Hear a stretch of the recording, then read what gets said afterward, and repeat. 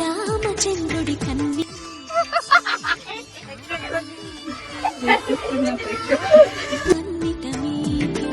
అలనాటి రామచంద్రుడి కన్నింట సాటి ఆపలనాటి బాలచంద్రుడి సాంప్రదాయిని సుప్పిని సుఖ పోసని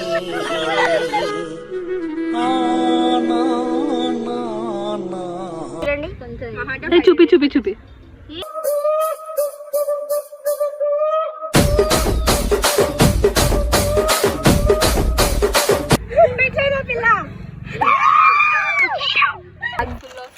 చూడండి